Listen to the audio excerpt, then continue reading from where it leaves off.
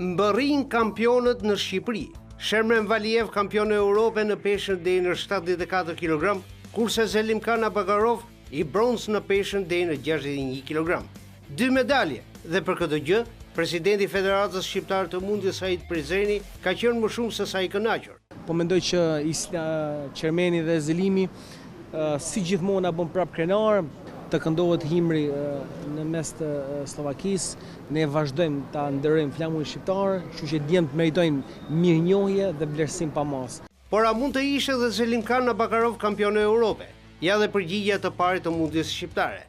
Besoj që Zelimi duhet të ishte sot kampion e Europe, por jam i sigurt që Zelimi në garën e ardhshme, në botrorin e ardhshëm, do të dëshmojë që është numër 1 siç e ka dëshmuar gjithmonë. Shermen Valiev dhe Zelimkan Abagarov kanë shpalosur dhe emocionet e tyre përpara medjave, të cilat ishin të pranishme në aeroportin Nën Tereza në Rinas në mbërritjen e tyre. Një pritje triumfatore për dy mundësit tanë. Faleminderit të gjithëve për pritjen. Faleminderit presidentit Prizrenit, Ranieri Çakmashi dhe presidentit të Komitetit Olimpik Shqiptar, Fidel Ylli. Sigurisht që kam bërë ndeshje të mira me kundërshtar shumë të fortë, por ja dola dhe për këtë jam më shumë se sa i kënaqur. Këtë herë dola me medalje bronzi, por mendoj që duke nisur nga kampionati botror do të jemi i artë, ashtu sikurse kam qenë dhe në aktivitetet e tjera ndërkombëtare. Faleminderit të gjithëve për pritjen dhe mbështetjen që na bëni në mënyrë të vazhdueshme.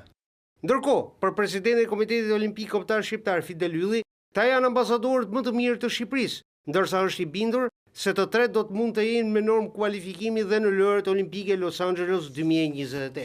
Ti je i sigurt që këta e meritojnë të drejtë, po sporti ka dhe të papritura si rasti i Islamit që një javë përpara ishte pretendent se është kampion e Europë në fuqi, u smur një javë dhe bëri që mos ishte me gjitha medalistët e tjerë.